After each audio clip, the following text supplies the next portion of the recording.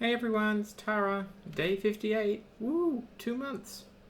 I don't look anything like I did when I came out of my bandages originally, and thank God for that. Whoa, this is much better. I usually wouldn't put so much makeup and effort in, but I've just been busy this morning with scenes for a documentary on body image. It's going to be coming out in like August, September. And just wrapping up a final interview at my place. Final thoughts about my recovery from FFS and everything like that. So kind of the same stuff I'm sharing with you guys here. But, I mean, they had photos of my surgery. My face was open. I was like, whoa, okay.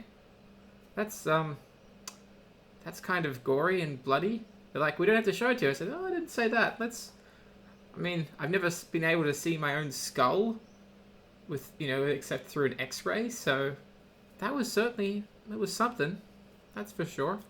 9.5 hour surgery, considering how the film crew who were recording bits and pieces of that surgery for the documentary were just talking about how Dr. Reddy and the team were just non-stop.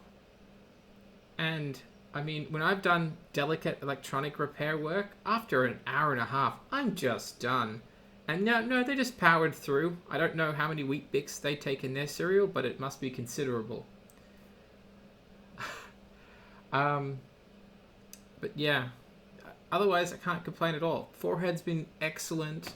The scalp, where I've had some nerve loss, which is to be expected with this kind of surgery, I've actually had a lot of it coming back now, which is kind of weird because you get those little tingles all over your top of your head there, and you're like, maybe I could scratch that. Doesn't help, but the nerves are fixing themselves. What can you do, It's not terribly annoying, but it's a good sign that the feeling's coming back. Whereas my forehead, I never even lost sensation, even for a day. Which, of course, if you cut the wrong nerve during any kind of scalp work, you will actually get potentially complete muscle loss. And you won't be able to raise your eyebrows or anything. But even on day one, when Dr. Reddy came to check on me and says, hey, can you wiggle your eyebrows a little bit? I know you're probably not feeling too good in your hard bandage cover shell, but yeah, we were able to do that, and that was all great. My nose has finally completely stopped with the swelling. The profile is just amazing, and even the film crew who came over to see me, and they haven't really seen me since the night of the surgery when I was just all puffed up. They were amazed by the nose as well. We had a little reaction at the front door of my apartment when we welcomed them in for the documentary, and they were just like, whoa, okay. It was like a double take, because there's a bit of reaction when you see the people on camera, but at the same time, they didn't know it was going to be healed this well. Because the scarring on the scalp is kind of noticeable. I haven't tried to cover it up or anything. It's kind of noticeable when you look really close, but at a distance like this, most people just can't notice it. And I lost a lot of my widow's peak from my forehead, which is great. The chin is healing pretty good too. Of course, maybe I would have liked it to be even more sort of V-shaped there, that sort of crazy V look there, but it's still much less than it was before, and it's still got a little while to a bit heal, but bite strength's back to full, which is excellent. A gal can only avoid steak for so long before she needs a steak.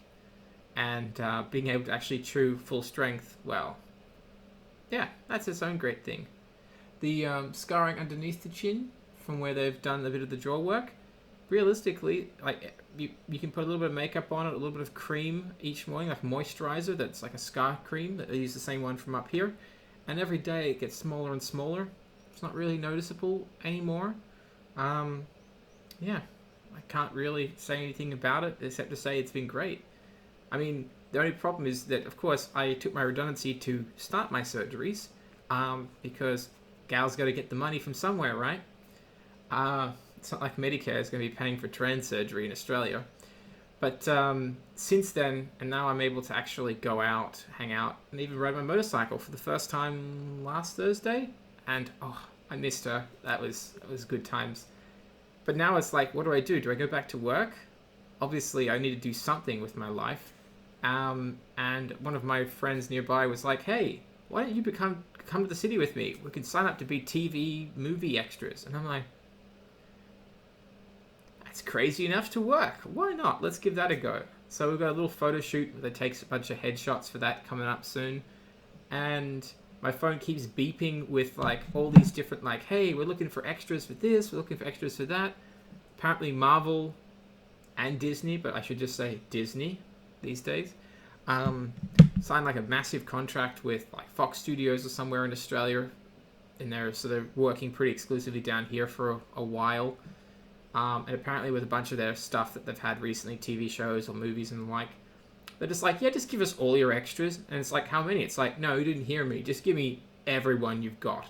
We need everyone. Everyone sounds pretty good. I'm part of that. I'm someone. Someone's part of everyone.